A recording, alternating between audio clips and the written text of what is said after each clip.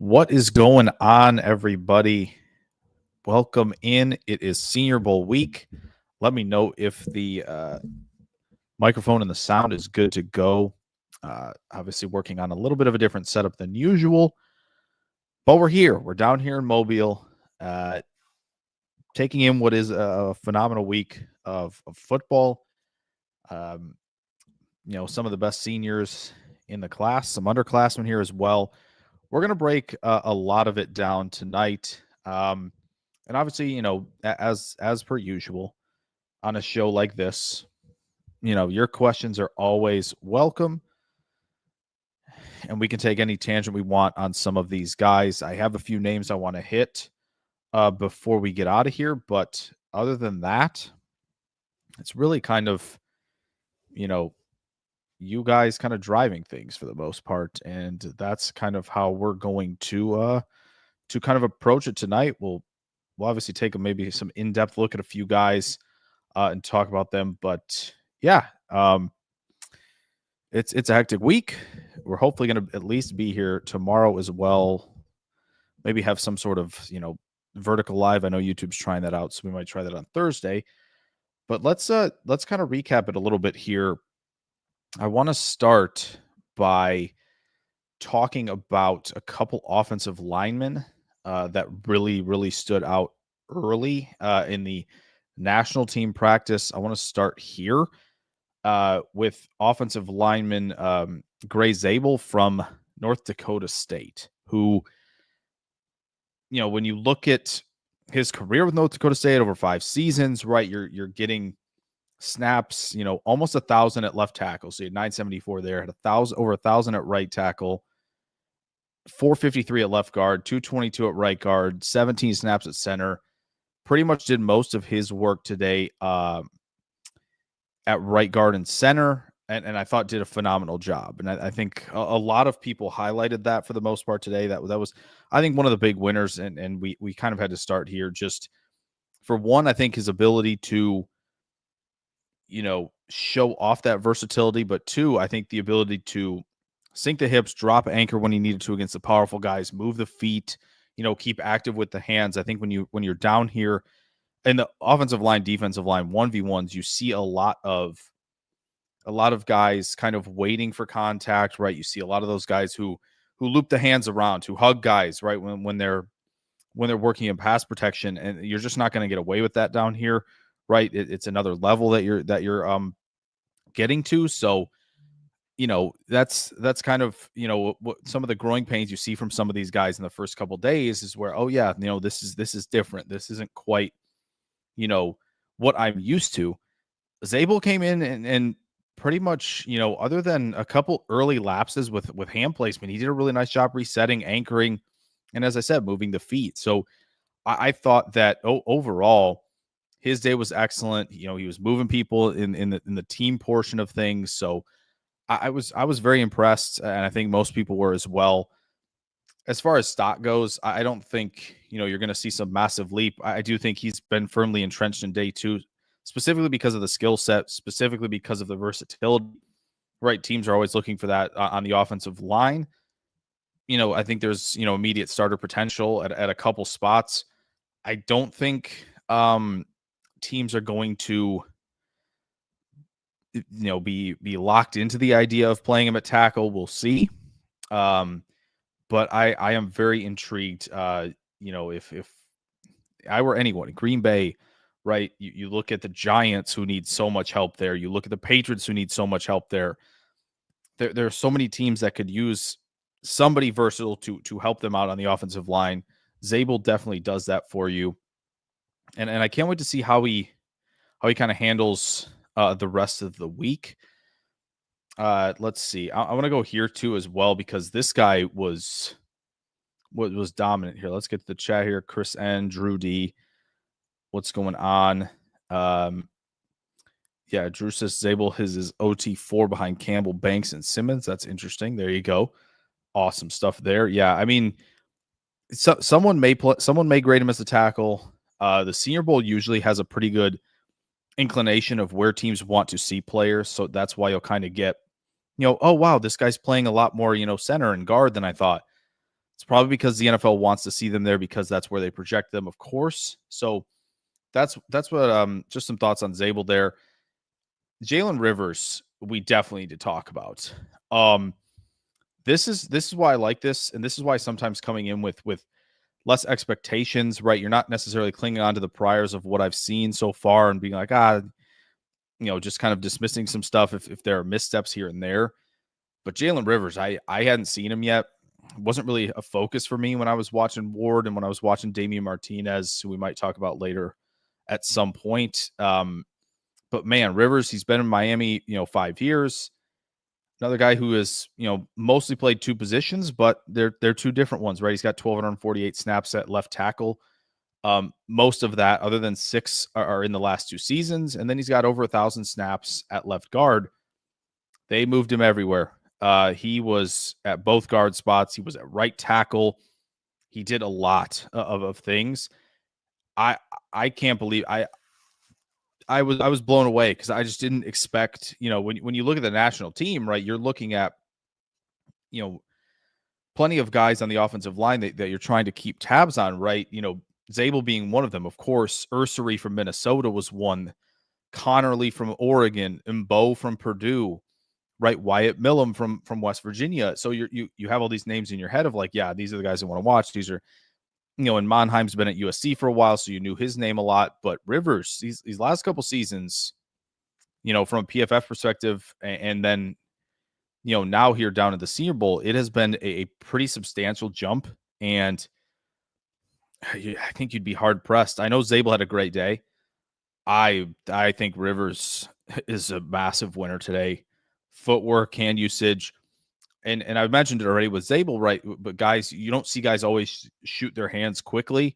I feel like Rivers had a couple reps where he shot the hands extremely quickly, and the rep was over, and he controlled it start to finish, and he made it look easy. And so I can't wait to see him again tomorrow.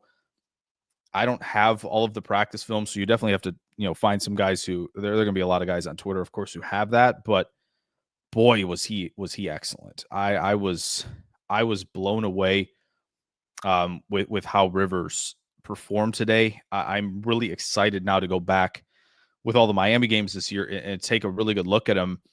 His best games, according to PFF, Florida State, Wake Forest, Georgia Tech, and Iowa State in the bowl games. So didn't play in every game this year, missed a big chunk of the first half of the season.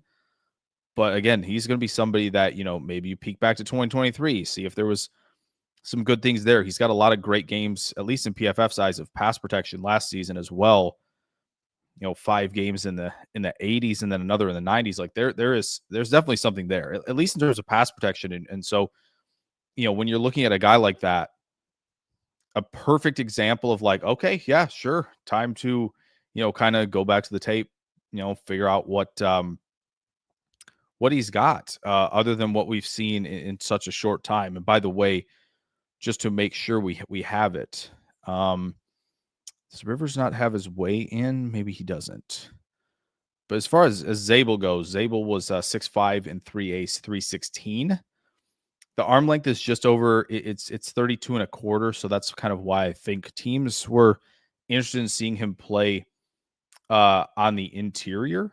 But yeah, Rivers. Here's Rivers. 6'5" and a quarter, 331, 35-inch arm length. So that's why maybe teams, you see him at right tackle a little bit, moving all around. What's his best fit? Where can he play? Like that, I think is a good inclination of like teams aren't necessarily sold on him moving inside completely. Like they want to see, him play a little bit of everywhere. So that's somebody I think for most, if you're going to go look at somebody, after this week, I kind of would start there. And again, it's one practice, right? We got 2 more.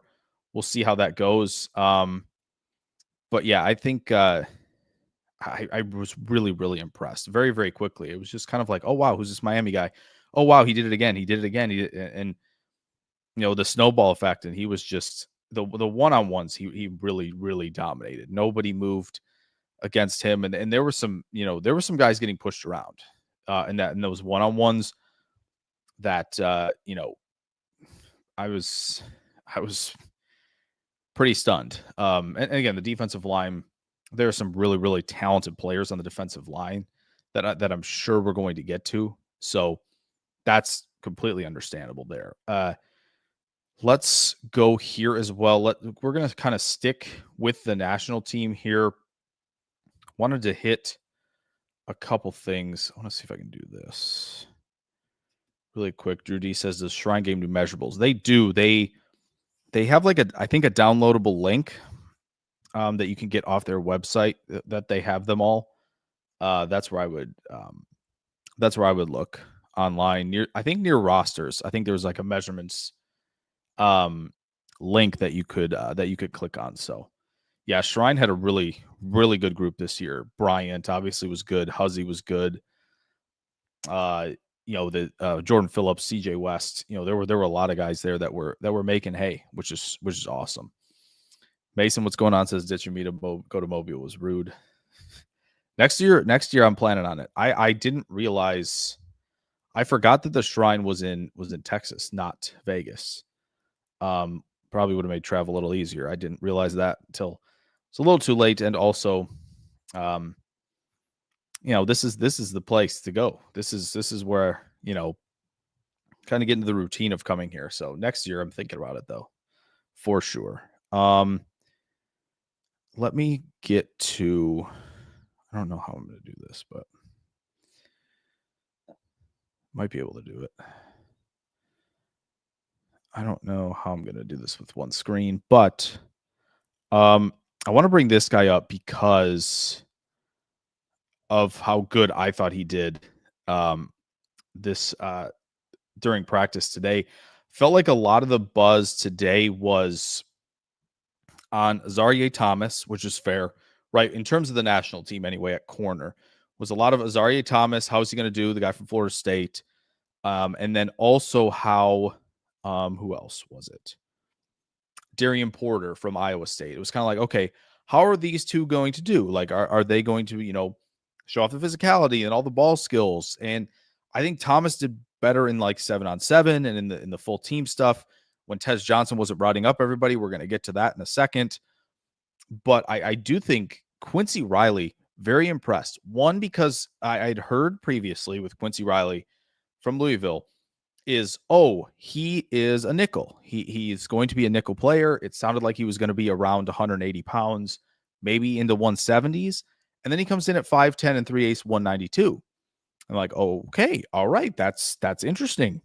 And then I thought he came out, and I know I'll bring up the clip here in a moment, but he had a really nice couple reps where against the Iowa State receivers where, yes, Noel made a really awesome toe tapping catch on a back shoulder throw, really, really good. But Riley had kind of pushed him way off his route initially. And I felt like Riley was patient. He was physical. The technique was really good. So I was very pleased. And then to end practice, Riley went up against Jaden Higgins, the other Iowa State receiver, who, a lot of people were very excited about and should be excited about, of course. Another throw kind of the back shoulder, and Riley just times, attacking kind of the catch point, putting his hand through kind of both mitts of Higgins and breaking up a pass. Really, really impressive day for him. I think as far as the corners go on the national team, boy, I'd be hard pressed to see if anybody played better than Riley today, personally. Let's get to both of those clips here. I'm going to remove it just for a second. These are clips I took today, so we can get to those for sure. Let me get to it. So I've got to scroll down just a little here. All right, so here is the here's the Jalen Noel catch, right? But if you watch Riley initially on this play, look at him push Noel way out to the sideline, right? And so he's in the hip pocket. It's a phenomenal adjustment by Noel. But that initial few seconds of this is like really exactly what you need to do if you're Quincy Riley. So I was really, really impressed with that. And obviously the Noel catch is outstanding. So that was, one of the reps that kind of grabbed the attention in terms of Quincy Riley. And then there was this one, which wish it wouldn't keep doing that. But this one where here's the play I was talking about, where it's Higgins versus Riley, and you're gonna get Higgins kind of waiting on the release. It's gonna be to the back shoulder. Look at Riley perfectly at the catch point there. Perfectly at the catch point. And he's in just perfect position to make this. It's so good from him. So good. And I think if you're going to a team where he's, zone stuff, maybe a little bit of dose of man, but and again, there's not going to be teams that are playing like exceedingly high amounts of man coverage, but I mean, he's just got the goods in it, and it looks like it. Very, very. It's very obvious when you watch today. Like, oh yeah, who's the corner that's on the national team that's showing out the most? It was definitely him. So yeah, I thought that Riley was excellent. So it looks like Riley might have issues with top end speed, maybe a little bit, but if he's in it, like you look at, I think some of the zebra technology, it's hard to say like, oh, what is his 40? If he's in the if we're talking about the 40, if he's in the 4.5s, I think he's fine.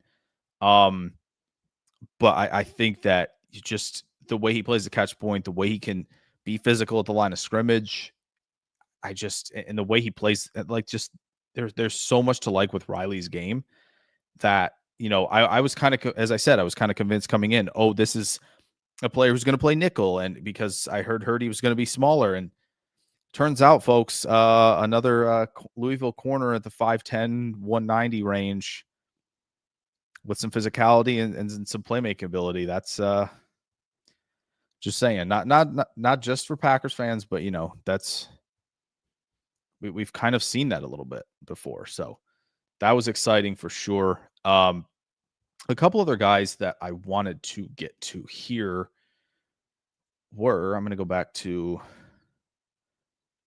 just kind of pull up their measurables because I think it's the easiest way.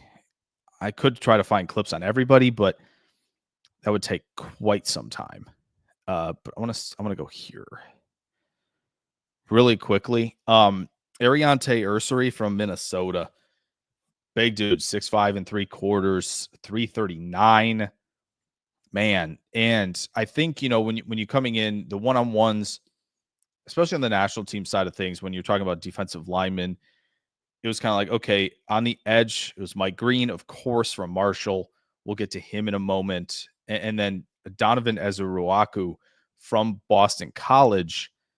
And boy, he tried a couple moves on Ursary today, and it did not work at all. And because again, Ursary 34-inch arm, like he was just in control. He stayed patient. He wasn't falling for the spin moves, the inside move stuff. Like he was very much technically sound. I was, he's a guy who's going to be, someone who can help your run game immediately, right? Like he is, if you're running more vertical stuff in the run game, right? Less wide zone stuff, more power, inside zone, getting some displacement. Like he is going to help with that. I thought he did a really good job against Abdul Carter this year, which not a lot of people did a great job against Abdul Carter this year, right? So that's something of note. But like, yeah, he was in complete control today, and you could see the power that Ursary had. So I was again not saying everybody did well, but he was definitely somebody who stood out in just terms of like just really not allowing a lot of the rushers to gain any ground on him or really get him off balance or really off his spot at all. He just seemed, again, he was a brick house, but also just pretty sound. It was just kind of like, business as usual for him out there today.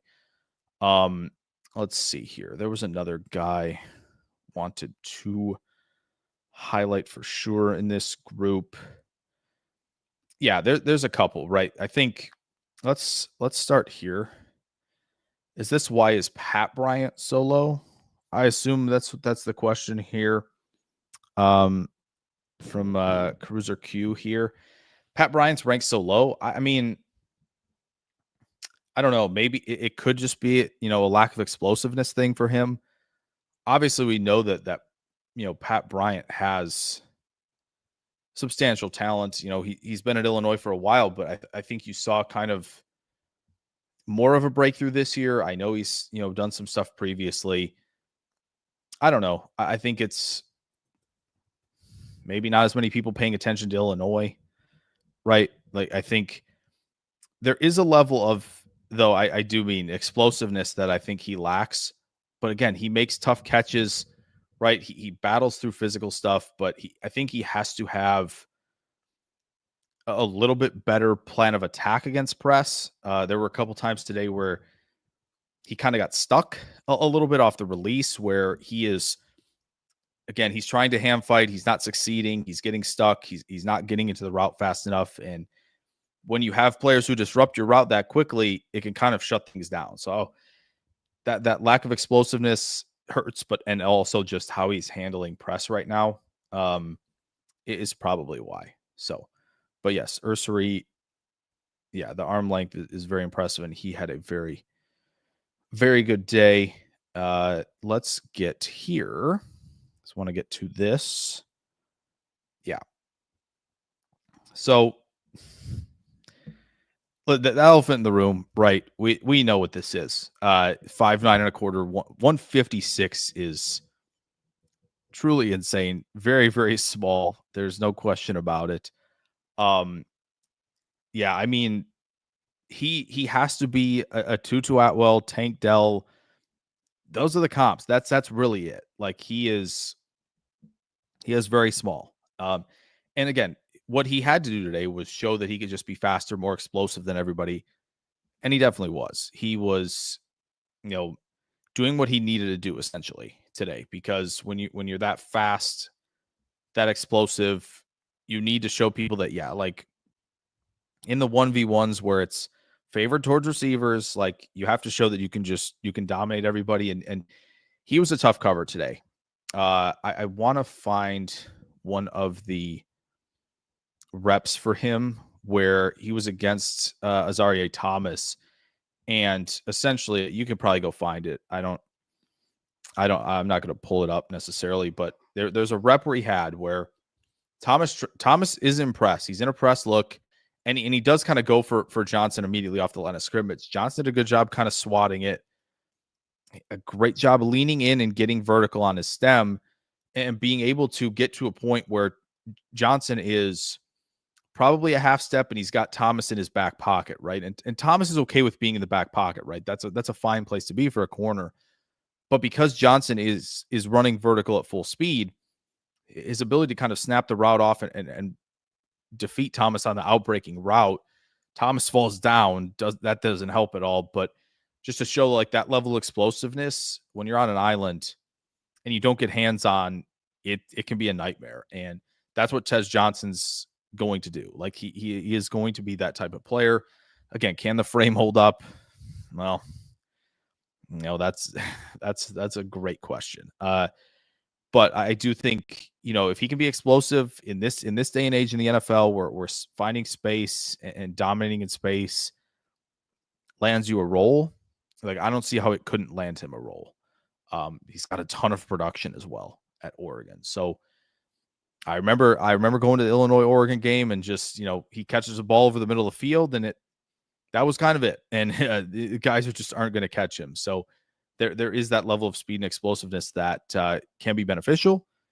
Going to have to be deployed in a spot where you don't get him too many hits over the middle of the field. But he has shown that he can win the in and out breaking routes and be technical in his approach as a receiver. So that was good to see from him. Drew saying Packers have no need for another small receiver for sure, but this is in general, right? As someone who's covering the draft, looking at everybody, right? Looking at every team, looking at every player, right? I don't expect the Packers to draft him, obviously, but again, if you're a team that's lacking some explosiveness and you need a player in your 3 or 4 spot who can provide that, you definitely can look at Tez Johnson to be that. The other name at receiver who I thought did fine today the American team, we'll kind of get to that in a little bit here as well. The other one who I thought did fine was this guy here. It was Xavier Restrepo from Miami, who there are times when Restrepo plays that he reminds me of Khalil Shakir, where it's just kind of like he's making tough catches. He's got kind of a way out, right? Like, he dips under a would-be tackler or breaks a tackle. He just kind of finds a way after the catch, and he makes some tough catches. And that's Shakir was pretty great in all three phases as a receiver, and he just kind of did his damage in the slot. And I thought Restrepo did a nice job today, especially on some more comeback routes to the boundary where he's getting vertical pressure, sinking the hips in and out of the break in usually about 3 steps on some of these comebackers, and he's winning in that regard. So I do think Restrepo at 5'9", 200, it's that's good, Mason. That's funny. But Restrepo's a really nice player who, again, this is we lost, Savion Williams decided against practicing. It's tough in this class because Egbuka's played so much football, he's not going to come down, right?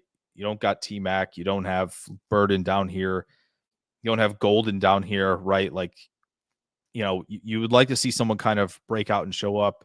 Again, we had Tez Johnson, but it was nice to see Restrepo make some plays out there as well. Otherwise, I feel like the corners pretty much dominated today, and did a really nice job. So receivers got to step up tomorrow. Can't wait to see who does that.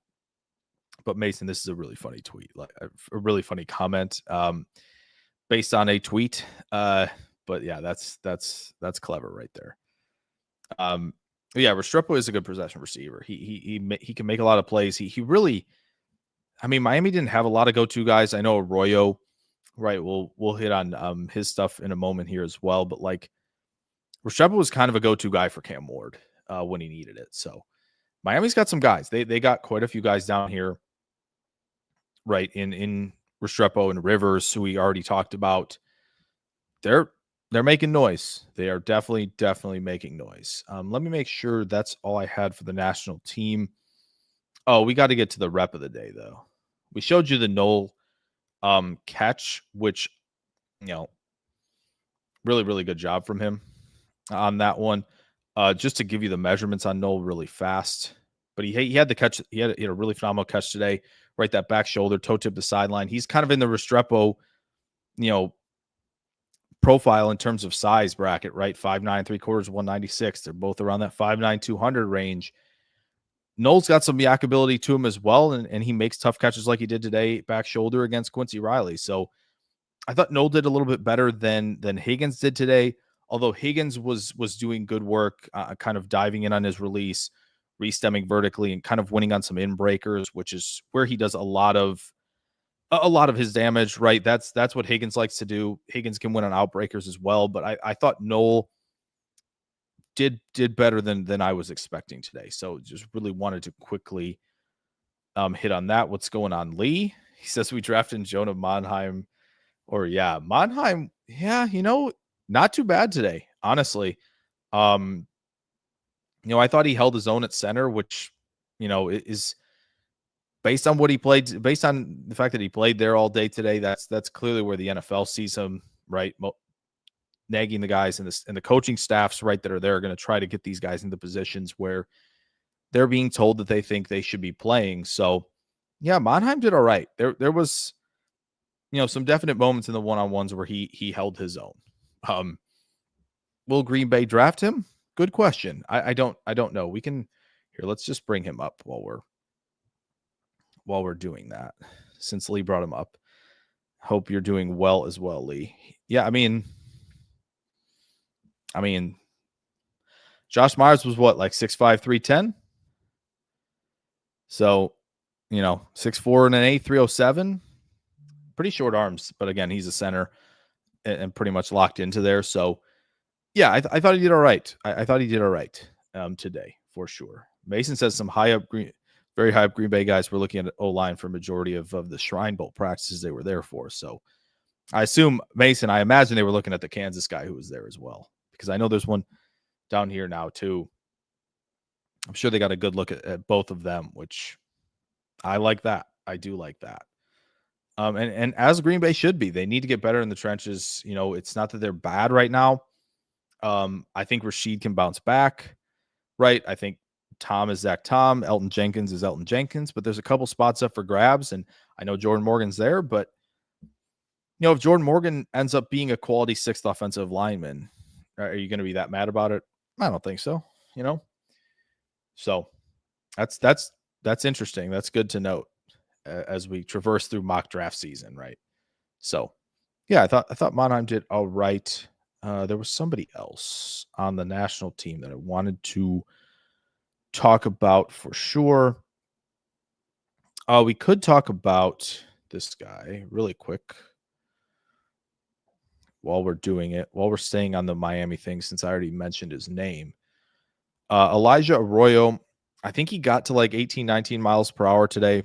Zebra technology stuff was up during that, so that was nice to see. But yeah, 6'4.5", 251. I think the highlight that a lot of people showed today was the stick nod that he ran, which was all right. It looked a little choppy.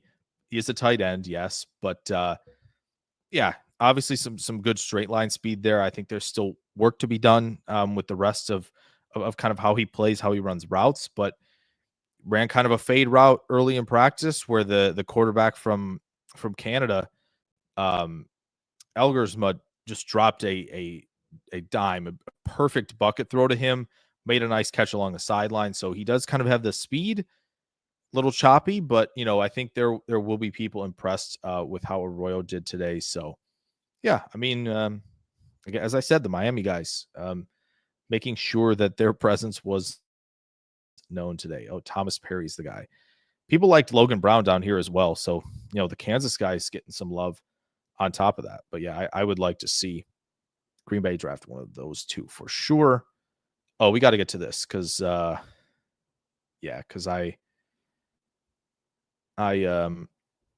tweeted this as well. We should see this rep, I think.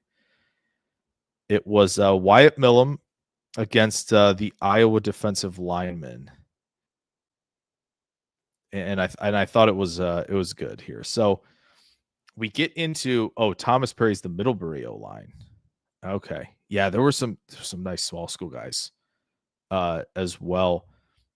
But Millum controls with the inside hand for most of that rep, and then it got chippy a little bit later, right? Little face mask grab, had to be separated there, but this was Millum's like best rep of the day, I think, just in terms of the control he had there.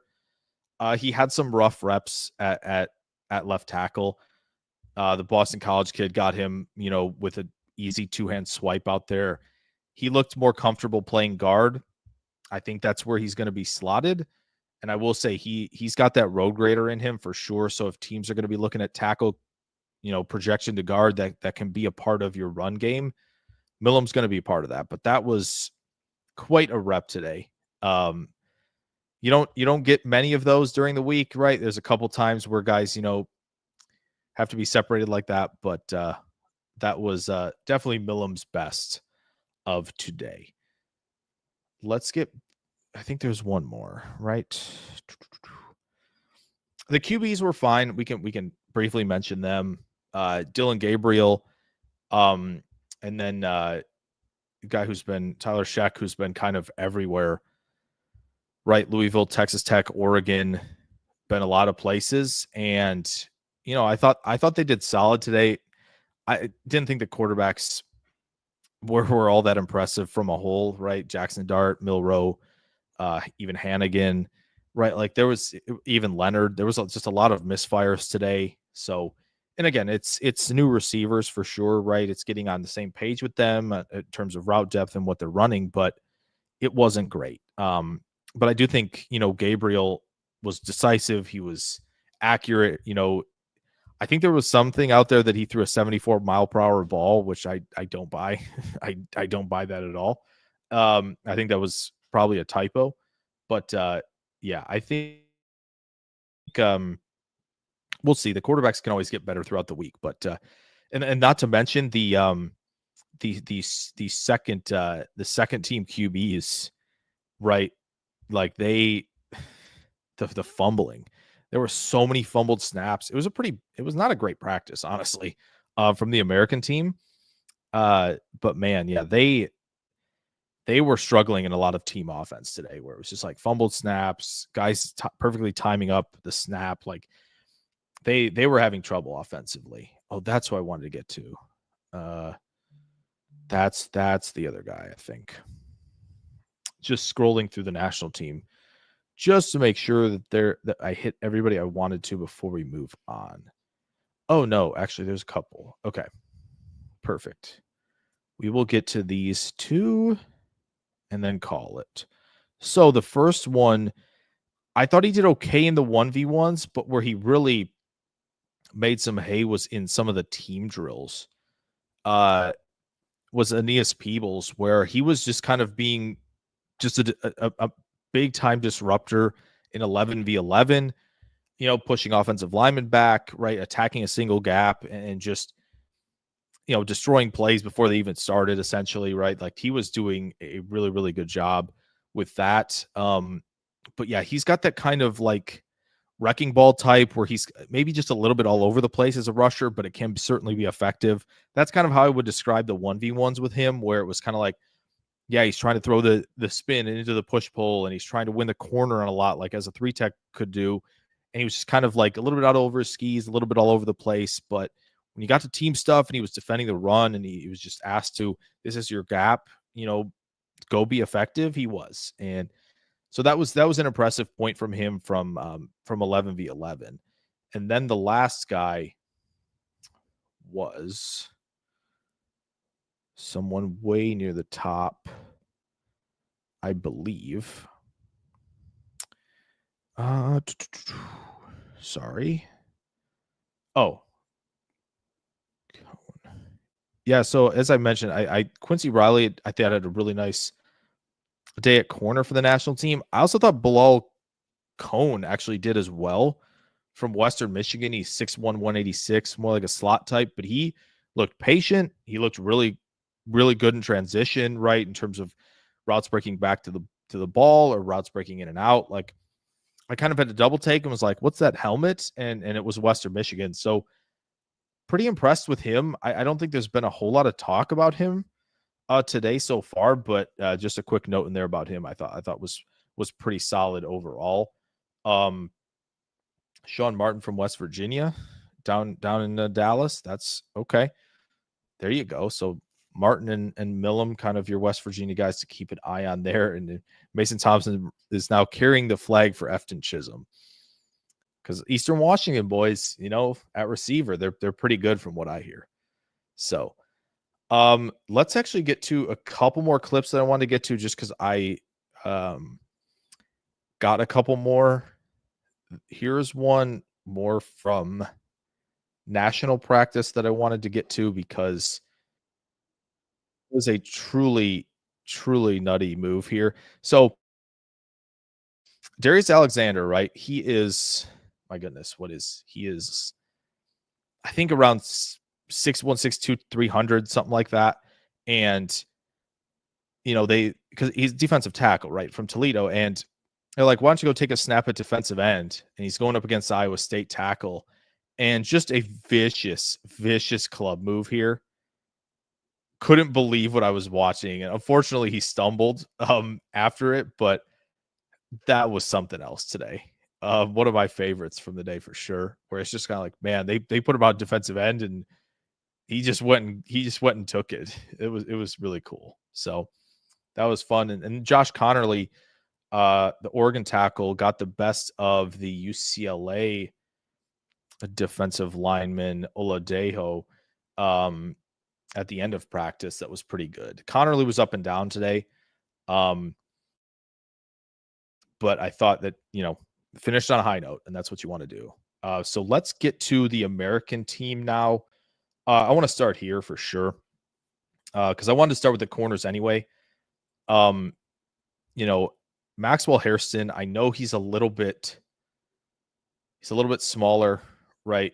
He might be like 177, something like that, I want to say. But he was impressive today. And yeah, against guys like Brew McCoy, against guys like Jack Beck, who are bigger than him. McCoy's like 215. Beck's probably in that range as well. And at 5'11, 179, guy was physical. Guys were like McCoy, one of the best ones. McCoy trying to run a slant and is trying to push and work through him with his hands. And Harrison just fought back and deflected the pass. Harrison was, in the hip pocket of guys down the field, running go routes, but he played physical and he was, every bit of what he has shown on film to this point down here today. Like he's got that dog in him for sure. Bring back that quote, but like he has it. He is, the temperament to play the position. He has it and he plays it, with the right amount of aggression, with the right amount of patience, but the right amount of, tenacity. He's got all of that. And I was thoroughly impressed by him today. Jacob Parrish was another one, the corner from Kansas State. I know Brugler highlighted him quite a bit leading up to this event. And yeah, I thought he did a really nice job as well. He was, breaking up passes, staying in the hip pocket on in breakers. He did a really nice job. He's 5'9", 7'8", 196. So another corner who I thought who had a nice day. As I kind of mentioned, the American team, their corners were all over it today. And we could get to so many of them, truly. Like you could talk about Trey Amos, who, has been mocked to the Packers in the first. Teams who need corner. He's been pretty good in off coverage. Like, he's a name to know. And you guys should know that. This year's Benton might be nice. This year's Benton. Help me on this one, SDM 40. I didn't get a lot of sleep last night, so help me out with that one if you can. But yeah, Trey Amos, really, really good day from him. I thought in terms of like closing speed, I think is where he can thrive. I think he gets a little grabby at the top of routes for sure, but when he can kind of close from off coverage and read from off coverage, I think is where he's going to do his best work for sure. Not that he can't handle things in press. I think he just has to make sure that when he is, initiating physical contact at the line of scrimmage, that he is ready with his feet. He doesn't get flat with his feet, so he's ready to turn and run wherever he needs to be. But I thought, Amos looked the part out there. Some guys kind of looked the part. He definitely did. And there was, I think, one more corner from the American team. Oh yeah, Yak. You know what? Small school recognition here. Let's talk about this guy. Where is he? Nope. Not that guy. Nope. I'll find him eventually. Here we go. Melvin Smith. Oh, I gotcha. Whoever this year's Keanu Benton is would be a nice fit. We're going to get to defensive tackles for sure. There weren't as many on the national team that I thought, jumped out like really, really well. Joshua Farmer from Florida State did okay today. Jamari Caldwell from Oregon had some disruptive moments. Darius Alexander is somebody who I would be excited about for sure, and Peebles. But the American team's defensive line, boy, they got dudes. They have some dudes all over the place for sure there.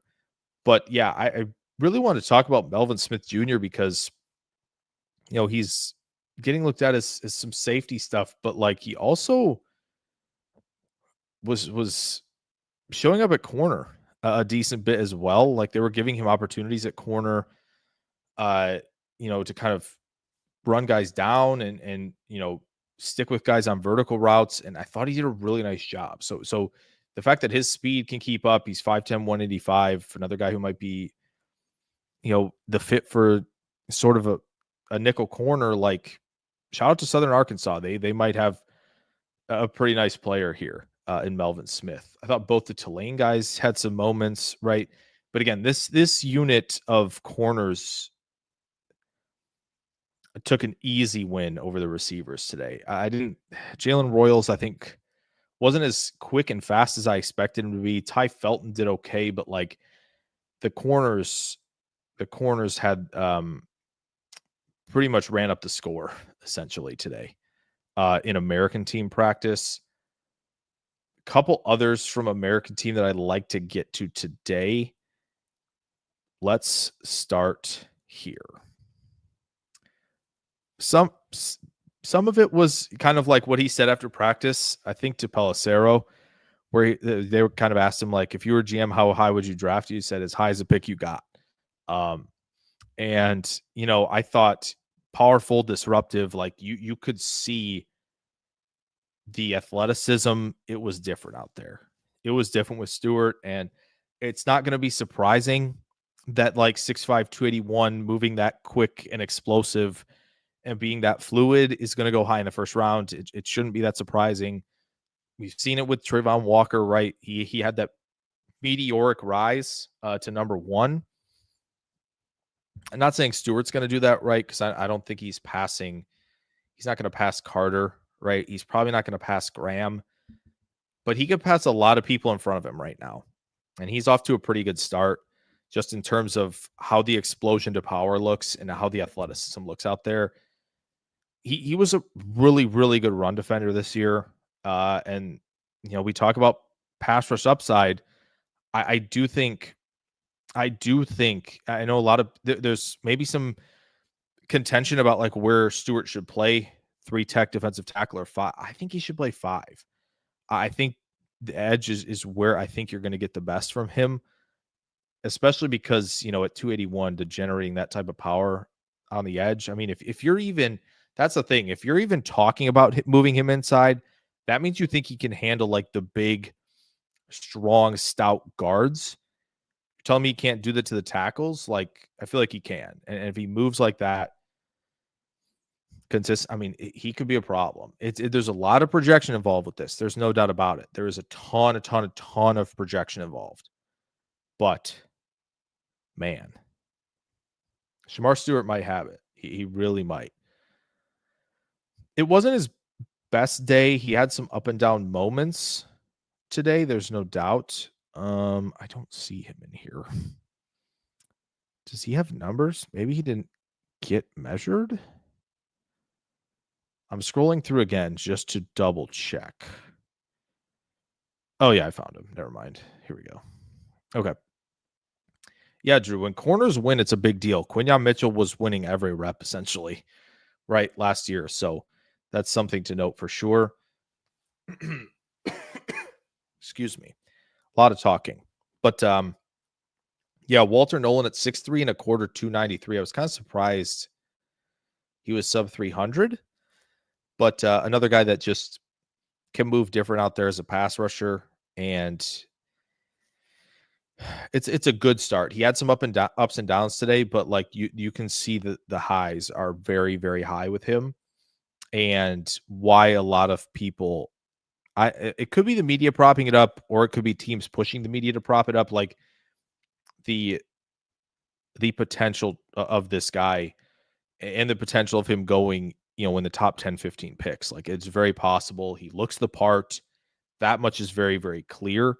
So, when you see that explosiveness as a 3-tech and the power and the ability to knock back offensive guards, to be a factor against the run, to be strong enough to shed blocks, like he has got so much to his game. Yes, it needs to be more consistent. There's no doubt about it. And there is a little bit of this, Drew, yes, where he kind of looks like Devontae Wyatt a little bit, right? Where you're kind of like, okay, just take a deep breath, stay more composed. But like when he's on, it is tough to stop. It is tough to stop. So yeah, Walter Nolan, somebody who you gotta kind of keep on that radar. It is it is insane what he can do when it's on. One more guy, obviously, you knew we were going to talk about him. right? As soon as he walked on walked on the field, like at 6'7", 340, like Walker could push guys around if he wanted to every play. The power it's impossible sometimes. It looks impossible sometimes with him. So I am really, really impressed there. There were definitely times though when you saw the height and the pad level be a problem. End of practice, he goes up against Clay Webb from Jacksonville State, and Clay Webb stops him in his tracks very easily. There were a couple reps like that in the 1v1s where he just got too high up, and the rep is over because it's extremely hard to push from up there and win some reps. He's moved all around, right? He's moved out to edge. He's played 3-tech. He's played nose. Like he is very disruptive. He moves different at 340 than you see a lot of guys move, right? But it is, the inconsistency is tough. Endurance, that's a good question. Yeah, I mean, there is that thought, right? It didn't seem like he was gassed at all today, but again, that really wasn't a full game, right? That's a practice that's rotating in and out with guys, so it's hard to say. He kind of had a day that I feel like we should expect him to have. Walker did, right? Where it's Dion Walker, nice spelling by me. Hang on. Like it's going to look good at times. It's going to look maddeningly inconsistent at others, just simply because he's tall, and if there are times where he's just getting straight up out of the stance, which there were some defensive tackles who did that quite a bit today, where they got straight up out the stance, and you're like, he's just not going to win that way. So I think it's going to be potentially the most interesting question to ask. Like, where are you going to take Walker? Where are you going to take him? Because where are you playing him? What's, is he going to move around? Like, how much is he going to move around? Is he sticking at 3? Are you going to try him to play nose? Like, I just feel like he doesn't hold the point of attack super well. Like, you're probably going to ask him to play 3-tech, and that 340, that's just it's an insane thing, but it is what it is. I don't know where it goes from here, because it just could potentially be who he is, right? And you just got, it's a 3-tech. He has to do it. You can't have him being your 1-tech all the time. It won't work that way. So it's an interesting idea there. Okay, let's see. There were a couple other things on the American team that I wanted to talk about. Oh, yeah, a couple of fun reps today. I didn't get on camera, unfortunately, but I did see them. BJ Adams, the Central Florida corner. BJ Adams, he should be the top of the list here. 6'1", 186. Like, he ran a route for somebody, stayed on top, like dominant technique, basically ran the go route for the receiver, picked the ball off. You could hear him talking trash, and we were on the opposite side of the field. You could hear him talking from that opposite end zone, that corner. He was pretty hyped. Let's just leave it at that. A lot of people are talking about Billy Bowman as just like, man, he's a football player.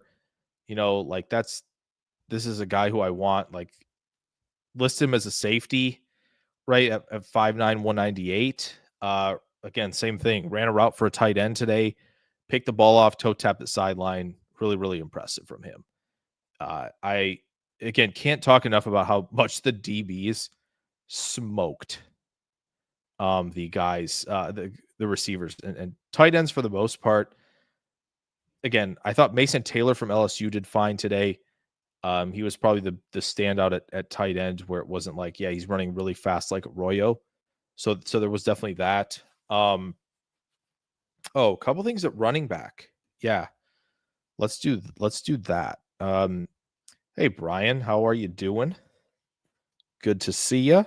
I saw you got the the hookup. We might need to chat after this. But it's good to see you, Brian. Hope you're enjoying Senior Bowl week already. Drew said, did Zy Alexander get cornerback or safety reps? I thought he was a Shrine guy. No, that's a question for Mason. Mason could probably answer that. He could probably answer that one for sure. Oh no, we got to get to story of the day. No. Okay, we got to get to this. We have to get to this one. But yeah, Drew, Mason could probably answer that for you. We have to get to this. Have to. Willie Lampkin, yeah, he was Shrine. Mason would probably know better than I. I saw some of the practices because they were broadcast on an app, but I did not see everything. I saw nowhere near everything. Yeah, so Willie Lampkin, you'd think this was a typo. If you haven't been paying, which is fair if you haven't. You'd think this was a typo when it came out. It's not. 5'10 and 3/8, 270 at offensive line. He's played the last 2 years at right guard for North Carolina, and it's been totally fine. He came in and played center today. Guys, he looks like a tight end. It's fair, like compared to the rest of the offensive linemen. But man, he plays hard. He played center pretty well today. Honestly, most people around me were commenting about how well he was doing, and it was like, yeah, he's holding his own. He's not having too much of a problem. He doesn't look out of place today at all, which is very, very cool because you just don't see this very often. And like the arm length 32 for a 5'10", 2, like that's pretty good. Like we can, it's wild, but it was very cool to see like, oh yeah, there he is. There's our guy from North Carolina, right? It's the polar opposites. It's okay, yeah, here's Walker. Whoa. Like dude just barely has to try to touch the crossbar, right? And then you have Lampkin come in with all the offensive linemen, and you're like, is he supposed to be playing offensive line? Like, is he in the wrong spot? Like, but yeah, that was really cool to see him today, and again, just holding his own out there. It was very, very fun. Oh yeah, running backs was something I was going to talk about. I think we should be. I think by now, for the most part, everybody's. Oh yeah, and he was a Coastal transfer. That's right. Yes, he was. I think 3 years right at Coastal before 2 at North Carolina, I believe. But Brashard Smith from SMU, you can play him at scat back. You can make him your third down back. He's got a lot of juice. He probably had the best run of the day at the Senior Bowl today when they're doing team drills. Like I'm pretty impressed with what you can do with Brashard Smith. I think somebody comped him to Kenny Gainwell, which I think is really interesting there. Yeah, just an exciting kind of playmaker out of the backfield. So, give him some carries, get him the ball in space, let him make a lot of plays for you. I think teams that kind of have their lead back set in stone should be going after a player like Brashard Smith who can provide some lightning, some juice to your running back room. Who else? There was one guy. Thor Nystrom interviewed him after practice. Oh, I remember. Yeah. So you see the helmet and you go, is that Michigan? No, it's not. It's not Michigan. It's Marcus Yarns from Delaware. Heck yes. 5'10", 189 at running back. Shook some guys today in the 1v1s. Yeah, I mean, it's very cool to see, again, the small school guys, right? We already talked about the Southern Arkansas guy making some plays. Oh man, who's the guy I'm thinking of? Vincent, I think, is who I'm thinking of. So I'm thinking of, yeah, Carson Vincent from Alabama A&M had some nice plays today, right? Like he has something to build on. So some of these smaller school guys who are getting this kind of first opportunity, this first crack at some of the best of the best, they're making plays. They're not looking out of place, and it was definitely very cool to see Marcus Yarns making some plays today. So I think that's pretty much it in terms of what I had for today. Just wanted to get through a lot of guys, take some questions and make sure, oh, how'd this guy do? Right. Like there was a lot of that today. So I wanted to make sure We covered it. We're going to kind of come back again tomorrow and do this for sure. I didn't know if I was going to go an hour or not. So I appreciate everybody who's chilling. If you got some more questions about like, hey, how's this guy doing? How's this guy doing? Can you watch this guy for me tomorrow? See how he does. Definitely hit me up on Twitter, of course, at Jake NFL Draft. We'll do that. But I'm planning to be back in the next couple days. Hopefully we can kind of talk some more draft. Maybe we'll go through kind of a mock or do something else like that interactive with you guys this week. But just wanted to make sure I got a lot of notes out there today because a lot happened, right? It's kind of the first practice. There's a lot going on. And yeah, I mean, new names, you get to, see how they're going up against other competition. There will be names that, pop up that we maybe didn't talk about too much today that will tomorrow. So excited for that. If you really, Brian's doing the same thing Basin was doing earlier. He's talking about edge rushers, blah, blah, blah. With the bend, that's fun. That's fun. Any bendy edge rushers. I mean, Ezaraku's here, right? And Mike Green's here. So maybe a little bit, Shamar Stewart's here, Brian, of course, right? Yeah. Drew's got one. Not about the Senior Bowl. Do you see Donovan Jackson as a tackle or a guard? I think, I don't want to sound like an echo chamber. I've watched a little bit of him in the playoff. I think most people are spot on when they say, like, why don't you give him a chance at tackle? Why don't you just see if he can do it? Right. Abdul Carter obviously gave him, a tough time to start, but I mean, he continued to get better and better. He looked comfortable once he was starting to get sets down and felt more comfortable doing so and felt comfortable with his movement. You could see the difference. So I would at least try it. I mean, worst that can happen is, again, you're not going to probably take him super duper high, right? He really hasn't been talked about too much in the first. So it's kind of like, if you're New England, right, and you get somebody like Carter or Hunter at 4, and you're like, well, we need some offensive line. Maybe they'll take Zabel. Who knows? But they you give Donovan Jackson and say, hey, can we see if he's a tackle? Great. If he's a guard, okay, that's fine. We're going to, take more swings at this, and we're going to have a lot of chances to find that. And hopefully at some point we find a core 5 that can, get us moving where we want to be. So I do think Jackson's going to get the opportunity to play offensive tackle in the NFL for sure.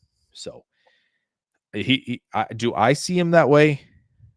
Yeah, I think so. I don't think like, oh, wow, like he is, such a dominant guard. Why would you like it could be? I mean, it's not Joe Tooney's a bad comparison because Joe Tooney's kind of an elite guard. Jackson's been fine at guard. There's no problems there, but like they needed somebody out. Ohio State needed somebody because it was such a problem. And Jackson said, no, I got this. I could do this. And he just went out and did the darn thing. So I think, try him out at tackle and see how it goes for sure. Just as interested in Jonah Savanaia. Yeah, he's somebody I didn't really get to see a ton of today. Hopefully going to see more of that group doing one-on-ones with the offensive and defensive lines tomorrow. I saw more of the corner receiver so what happened with the American team is they did all their 1v1s at the same time. The national team kind of staggered it, so it was kind of nice. It was like, oh yeah, the tight ends and the receivers, they're all going, and the running backs are all going. Shouldn't be a problem. And then they were like, okay, now we're going to do defensive line and offensive line. So it was nice to have both staggered, but the American team was like, no, we're doing it all at once. I'll flip flop. I will focus on that group tomorrow and see kind of how Savanaia does. And yeah, we'll get a really good look at him. I know a lot of talk like, yeah, is he gonna same thing with gonna play guard? It's a good question. But yeah, he's got some pretty good footwork for a guy as big as he is. So I'll be excited to see him tomorrow. Amos, as I said, I thought he did fine. I think there were a couple times where he get a little grabby, right? Where it was kind of like, that could have been better. But the closing speed is real. What he can do from off coverage is really, really impressive. So I expect it to get better and better for Amos this week. Brian asks if I talked about Armand Membo from Missouri. Not much. No, I didn't get to see a lot of him either. As I said, it was kind of like, oh, you know, and I had a hard time trying to find him, Brian. I'll be honest today. I was trying to find him. I couldn't find his darn helmet. Was like, Missouri, do they have different helmets and all that?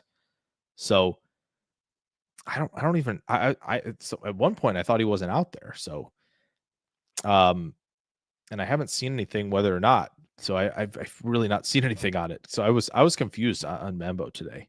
So very confused on that. So no, if he was out there, I did not see him much. So him and Savanae are guys that I will be looking at much closer tomorrow if that were the case. Yeah, the Met. Yeah, let's go get those. Just cause, let's go get them really quick, just so we got them. Just so we can get a good look here.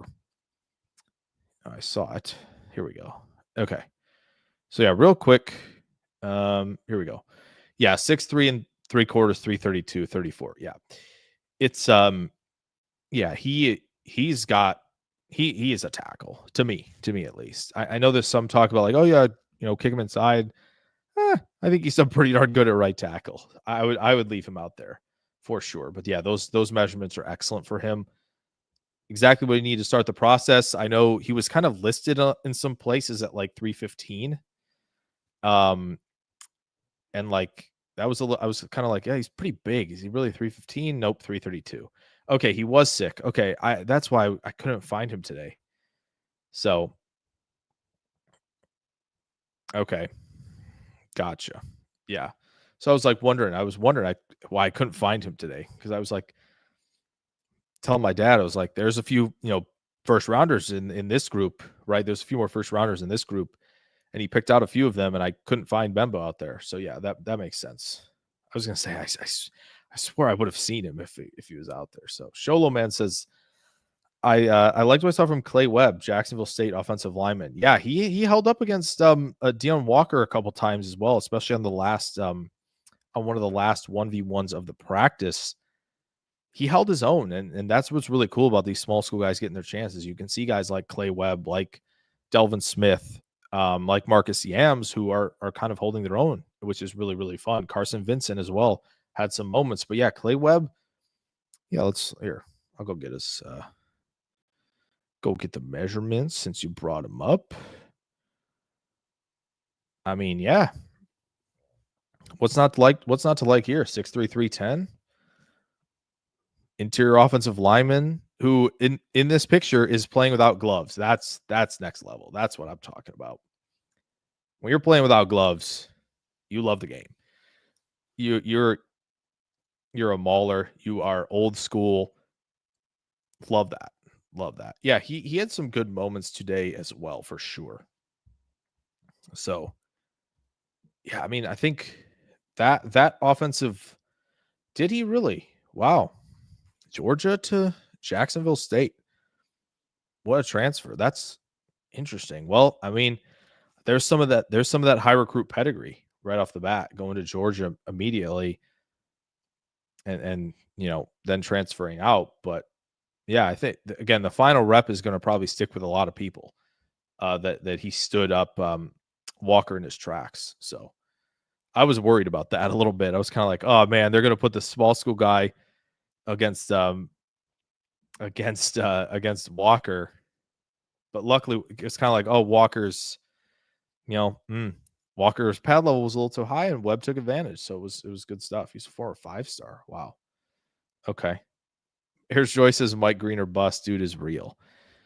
Yeah, pretty solid today. Showed off the explosiveness. It didn't miss a beat at 251. So yeah. Really quick, I saw this. Any Boston College guys? Yes, there is an edge rusher, but I don't know if. Again, he's gonna be in the third. He's gonna be a 3-4 guy.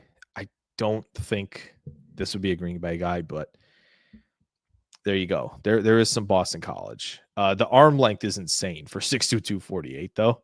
So that's kind of wild. Um, yeah, so Drew S. Why did he transfer? Didn't get play time. Yeah, Ozzy Trapilo is fun too. Yeah. So Boston College does have some guys down here in the trenches.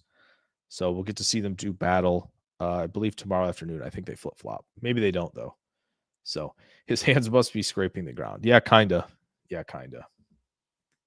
So yeah, there you go. I mean, pretty comprehensive. As I said, if you guys got guys you want me to keep an eye on during the week, I will definitely do that. But that's day one, and we got 2 more fun days of practice left. The weather's been outstanding so far. Can't wait to get back out there. I think I avoided serious sunburn this time, which is good news, which is really, really good news. So yeah, thank you guys for tuning in. If you guys want, there's going to be more draft talk on a couple channels coming up soon here at the top of the hour. Probably gonna be talking more, so you can always tune in there as well. He's a center. We really need one. Yeah, Upton Stout. Yeah, so yeah, I'll quickly hit on that. Upton Stout, I think, held his own. Again, I don't think it's tough because I don't think this is the best group of receivers, but Stout did good against McCoy, against Pritchett, against I think the guy from Florida as well. I think he got a couple reps against Tesla, the wide receiver from Arkansas as well. I think he did pretty solid today from what I remember about Stout. But again, as I kind of said earlier, which I don't know if you were here for that, but it was kind of like the American team, the corners were just running up the score on the receivers. So it was hard for for any of the corners really on the American team to look subpar today, because they were just they pretty much had it on lock all day. So yeah, Upton Stout, solid for him. The guys on Jalen Travis, yeah, Darius Alexander gave him quite a club move. Brian, believe it or not, a defensive end where he lined up on one rep. Is a little rough for Travis today. But I think he can bounce back. So yeah, definitely watch some centers, no doubt. Yeah, we'll take a look. Gray Zabel, he got a lot of time at center. I'm kind of surprised Mbo from Purdue didn't move around. They pretty much left him at right tackle for most of the day. So that'll be interesting to see if he moves around tomorrow. Yeah, Slaughter did go back to school. Arizona thinks Green is worth trading up for, in my opinion. Yeah, he's got the goods. There's no doubt. Do you feel there was a talent drop off due to NIL or no? I don't think there's a talent drop off, but I there were a lot of guys STM40 who pulled out of the Senior Bowl, right? Ohio State guys, a lot of them didn't show up. There were several others, right? There were guys played a lot of football this year, right? Especially, if you made the playoff and played a couple games, like you played a lot of football. So I don't think there was necessarily a talent drop off, right? It was kind of a down quarterback class anyway. So, I think there's still heavy day 1, day 2 talent here. The Mississippi guys, right? Some pass rushers, definite offensive linemen, and the corner class looks great right now. So I don't think necessarily. I think you will see more 4 and 5 year guys, obviously with NIL, right? Because they can stay and get the money. Right. But yeah, I don't think I think it's a pretty talented group, as it always is down here. So yeah. Yes, it does, Brian. Yes, it does. If what I think what both of us have heard is the case. So but yeah, Sholo, man, thanks for showing up. And again, to Ayers Joy and Drew and Brian and Mason and Chris and STN 40, guys who are the regulars around here.